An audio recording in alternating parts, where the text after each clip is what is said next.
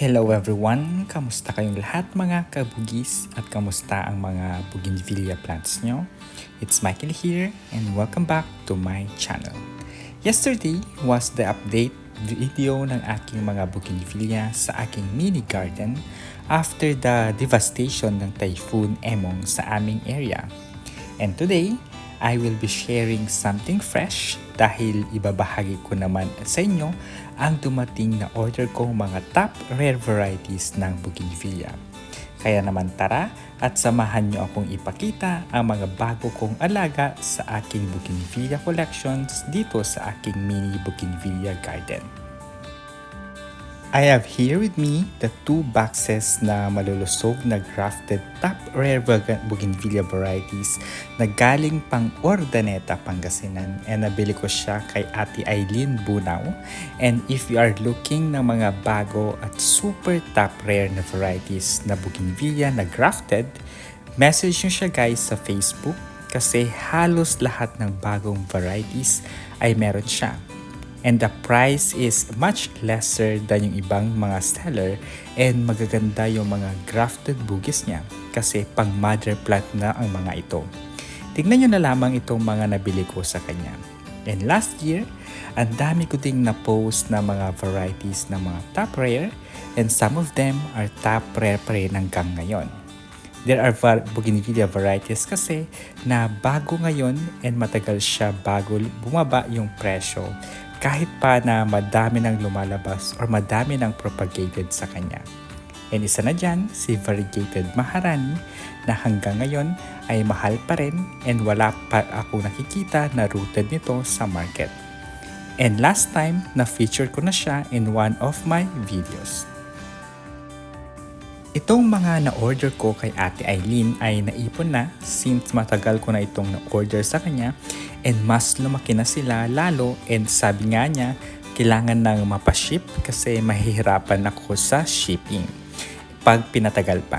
Initially, dapat for shipment na ito nung week ng bagyong si Emong pero hindi ko itinuloy kasi baka kako masira at maulan pa naman that time.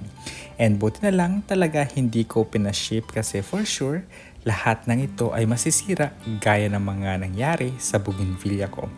And if you haven't watched yung video update ko about my bougainvillea, watch nyo rin guys kasi medyo nakakalungkot din yun.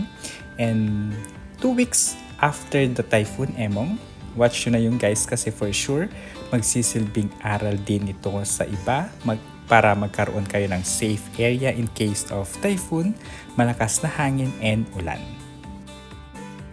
And if you are going to ask me if magkano ba itong mga nabili ko mga bougainvillea na to na top rare kay seller, usually ang mga new varieties pag bagong labas or first time release ay medyo pricey ang mga ito. Lalo na kung yung first release ay galing mismo sa nag-aangkat mula sa ibang bansa. Kasi may mga bougainvillea, usually yung mga bagong bougainvillea ay galing sa Vietnam, Malaysia, ganon. So for sure, mas mahal ang mga ito. Yung price is ranging from 2,000 to 3,500 each for single grafted na bougainvillea. Imagine nyo guys, kasi mahal talaga import ng mga bagong varieties ng bougainvillea. Ganyan kalaki ang kapital sa pagbili ng new varieties. And pag dumating naman sa mga next sellers, magpo-propagate sila and ibibenta naman nila to a lower price since first release din naman nila yon. In my case, itong mga nabili kong bagong bougainvillea varieties ay nasa range ng between 1,000 to 1,500 pesos for each pot.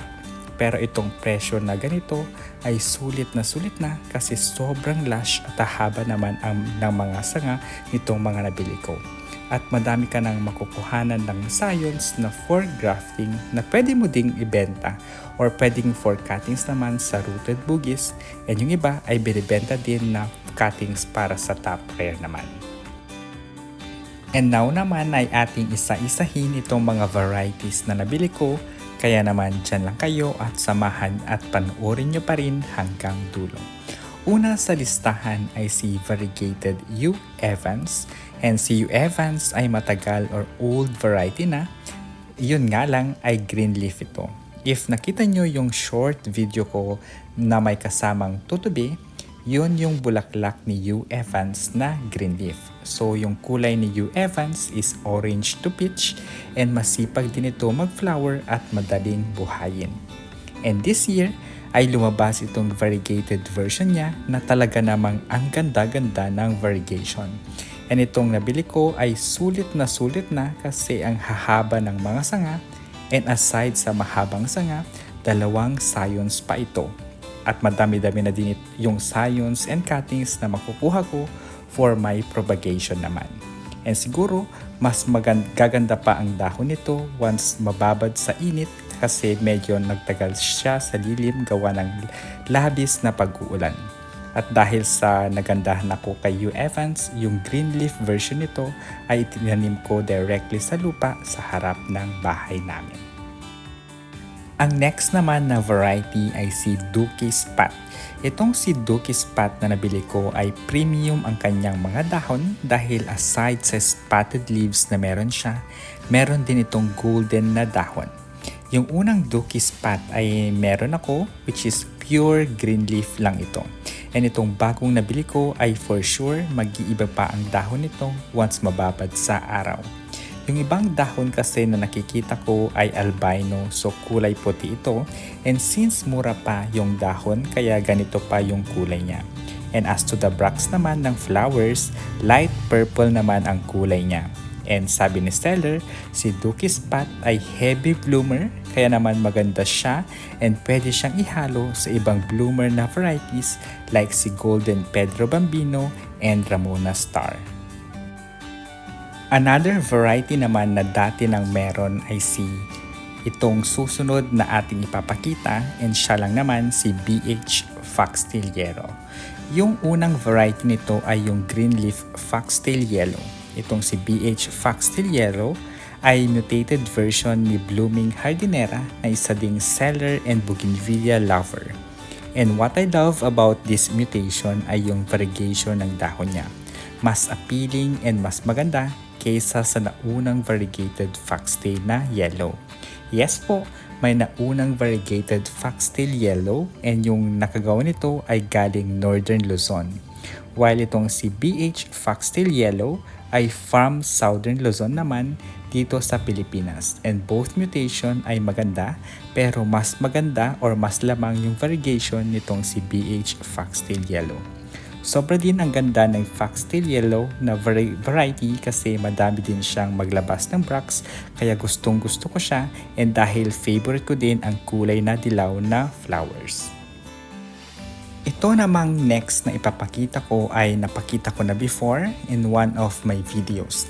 And siya lang naman ay si Variegated Watermelon Kiss na sobrang ganda din niya kahit pa yung green leaf version niya.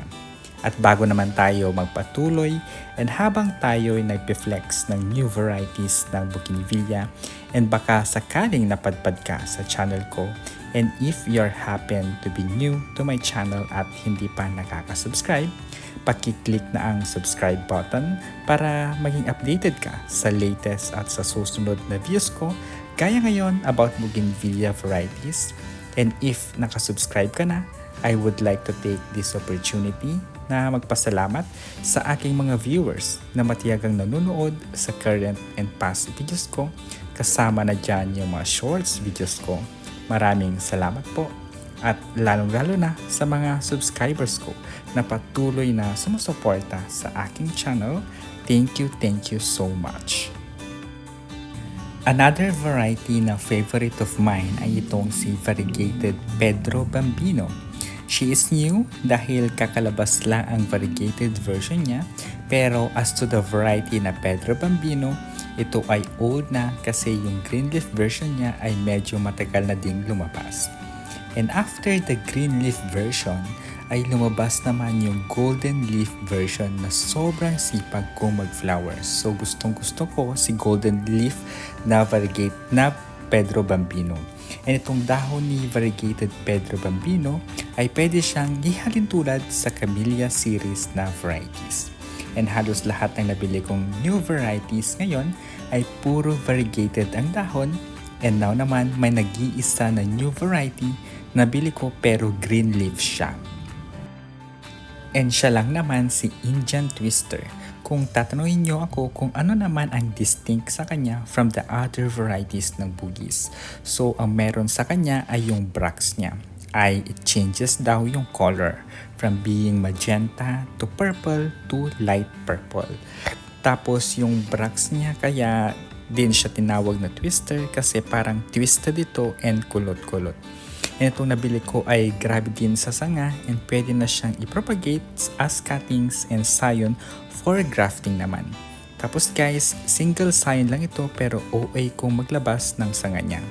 And nabili ko ito ng mura kasi bid sale ng husband ni Ate Eileen nung nabili ko.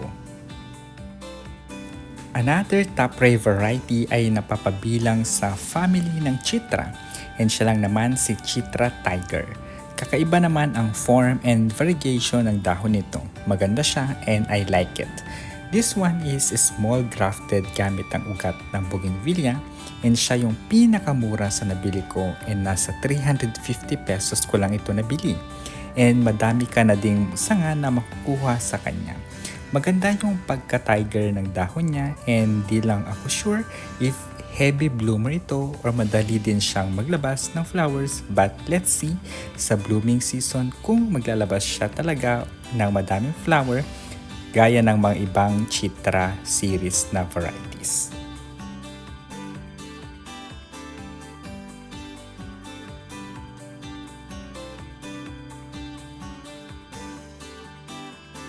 And finally, isisingit ko na din itong si 3-in-1 na grafted bougainvillea ko and lahat sila ay variegated.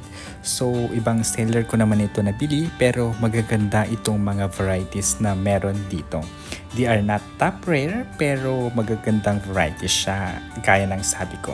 And I think yung dito ay sina sapphire, white, and yellow dauphin na mga varieties.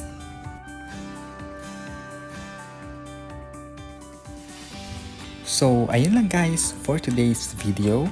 Thank you so much for watching at makakaasa kayo na pagbubutihan ko pang gumawa ng mga relevant videos for bougainvillea. Kaya naman don't forget to subscribe, stay safe and healthy, and we'll see you in my next videos. Bye-bye!